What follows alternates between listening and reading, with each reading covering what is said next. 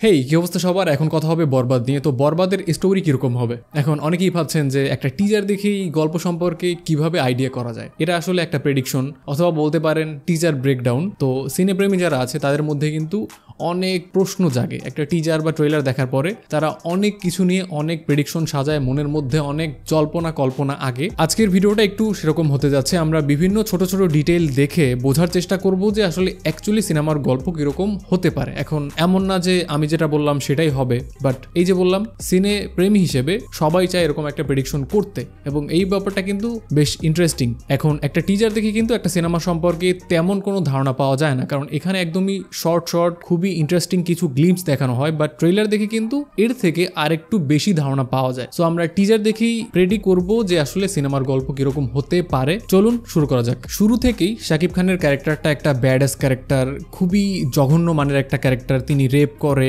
Drug addict, এই সকল ব্যাপার দেখানো হয়। এরপরে দেখানো হয় যে শাকিব খান তার প্রেমিকা নিতুর জন্য যে কোনো কিছু করতে পারে। ইদিকা পলকে এখানে আমরা নিতু চরিত্রে দেখতে পাচ্ছি। এর একটু পরে গিয়ে আমরা দেখতে পাই যে অনেকগুলো ব্যাক টু ব্যাক গ্লিম্পস দেখানো হচ্ছে, বাট সেখানে একটা ফ্রেম যদি আপনি খুব ভালোভাবে খেয়াল করেন, সেখানে দেখতে পাবেন লেখা আছে যে আমরা নিতু হত্যার বিচার চাই, এবং এই যে খুনির নামটাও কিন্তু সেখানে মেনশন করা হচ্ছে, আরিয়ানের ফাঁসি চাই। তার মানে আরিয়ান নামে একজন লোক থাকে যে নিতুকে হত্যা করেছে। এখন আপনি যদি খুব ভালোভাবে চিন্তা করেন, এই যে শাকিব খানের ক্যারেক্টারটা তিনি এত বেশি ব্যাডাস, এত বেশি ব্রুটাল, এত বেশি ভায়োলেন্স পছন্দ করে, এর পেছনে একটা কারণ এটা হতে পারে যে তার যে প্রেমিকা নিতুকে খুবই বাজেভাবে আরিয়ান নামের এই লোকটা খুন করে বিধায় তিনি জাস্ট আরিয়ান থেকে শুরু করে তার যে গ্যাং, এই গ্যাংকে একদম একের পর এক কোপায় যাচ্ছে। এটা কিন্তু একটা কারণ হতে পারে। প্রত্যেকটা রিভেঞ্জ ড্রামার ক্ষেত্রে কিন্তু এই ব্যাপারটা খুবই গুরুত্বপূর্ণ যে নায়কের মোটিভটা আসলে কি। তার সাথে খুবই বাজে কিছু হয়েছে, তিনি একদমই ভেঙে পড়েছে, এবং এই যে আগুনটা তার মধ্যে জ্বলতেছে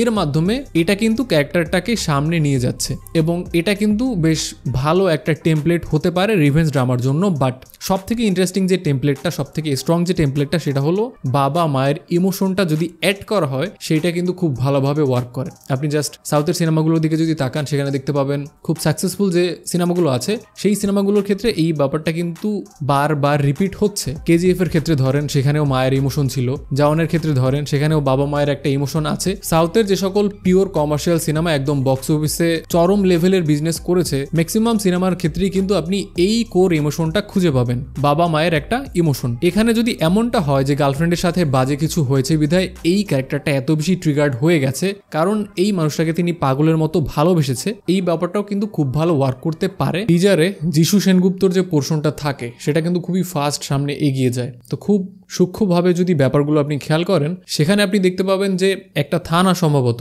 সেখানে যিশু এবং তার যে দলবল থাকে তারা অ্যাটাক করে, এবং সেই সিনের পরেই আমরা দেখতে পাই যে যিশু সেনগুপ্ত প্যান্টের চেইন আটকাচ্ছে, অন্যদিকে ঘুরে জাস্ট একটা চুম্মা দিচ্ছে। তো এই পুরো ব্যাপারটা যদি আপনি ব্রেকডাউন করেন, দেখতে পাবেন হয়তোবা তার খুব কাছের কেউ অথবা কোনো একটা সমস্যার জন্য তিনি জাস্ট পুরো থানাটাকে একদম উড়িয়ে দেয়। এরপরে যে কোনো একটা ক্যারেক্টার যে তাকে স্পেসিফিক ওই সময়টাতে বাধা দিচ্ছিল অথবা বাধা দেয়, যার সাথে তার একটা টাসেল আছে, তার গায়ে হয়তো তিনি প্রস্রাব করে, এমনটা হওয়ার সম্ভাবনা অনেক। একটা ক্যারেক্টার এস্টাবলিশ করার জন্য এর থেকে পারফেক্ট কোনো সিকোয়েন্স কিন্তু হয় না। যদি এর আশেপাশেও কোনো ব্যাপার ঘটে, দেন পুরো ব্যাপারটা কিন্তু খুব ইন্টারেস্টিং হবে। এখন যিশু সেনগুপ্তর যে স্ক্রিন প্রেজেন্স, তিনি টিজারে জাস্ট কিছুই করেনি, জাস্ট আপনার তাকে জাস্ট একটা চুম্মা দিয়েছে, তো পুরো স্ক্রিনটাকে কিন্তু তিনি খেয়ে ফেলেছে। কলকাতায় কিন্তু তিনি খুবই আন্ডাররেটেড, তার মধ্যে অনেক পোটেনশিয়াল আছে যেটার ঝলক তিনি দেখাচ্ছে সাউথে গিয়ে। এখন আসেন টিজারে সব থেকে স্ট্রং এবং ইন্টারেস্টিং যে পার্টটা থাকে সেই পার্টের ব্যাপারে, যেখানে আমরা মাস্কুলার এবং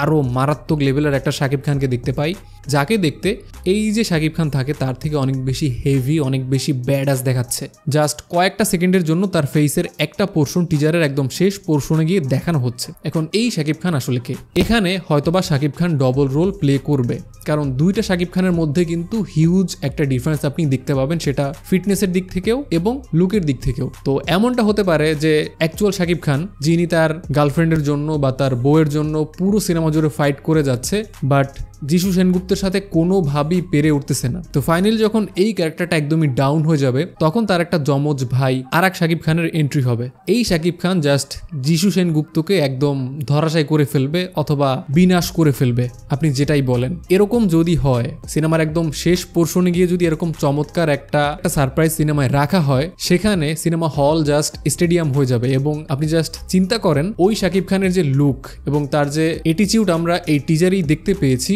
সেই ঝলকটা যদি ক্লাইম্যাক্সে গিয়ে দেখানো হয় সেখানে জাস্ট একটা ব্লাস্ট হবে, জাস্ট একটা ব্লাস্ট হবে। গল্পে যদি এরকম কিছু থাকে দেন একদমই মন্দ হয় না, বাট এর মধ্যে অনেকগুলো লেয়ার থাকতে হবে, অনেক বেশি সারপ্রাইজ রাখতে হবে। বাট আমি যে প্রেডিকশনটা দিলাম এটা কিন্তু খুবই বেসিক একটা স্টোরি হয়ে যাচ্ছে। এরকম সিনেমা আমরা বহু দেখেছি, বাট এর মধ্যে অনেক টার্ন অ্যান্ড টুইস্ট রাখতে হবে। দর্শককে সিনেমার বিভিন্ন জায়গায় গিয়ে বিভিন্নভাবে সারপ্রাইজ দিতে হবে, কারণ তাদের টেস্ট কিন্তু এখন অনেক বেশি ইনহেন্স হয়ে গেছে দেশের বাইরের সিনেমা দেখে। সো এই ছিল এই যে বরবাদ নিয়ে আমার প্রেডিকশন। আমি জানি আপনারাও এটা নিয়ে হয়তো অনেক কিছুই ভেবেছেন। তো আপনি চাইলে আপনার যে চিন্তা ভাবনা একদম শর্ট করে আমাকে জানাতে পারেন। সিনেমার সাথে ব্যাপারগুলো যে 100% মিলতে হবে এমন কোনো কথা নেই। তো এই ছিল বরবাদের গল্প নিয়ে আমার প্রেডিকশন। আপনি আপনার মতামত কমেন্টে ডেফিনেটলি জানাবেন। ভিডিওটা কেমন লাগলো সেটাও জানাবেন। তো আপনার সাথে দেখা হচ্ছে খুব শীঘ্র। যদি আপনি এই চ্যানেলে প্রথমবার হয়ে থাকেন, আই মিন জাহিদ ব্রোতে, দেন অবশ্যই চ্যানেলটি সাবস্ক্রাইব করে দিবেন। দেখা হচ্ছে খুব শীঘ্রই। টিল দেন,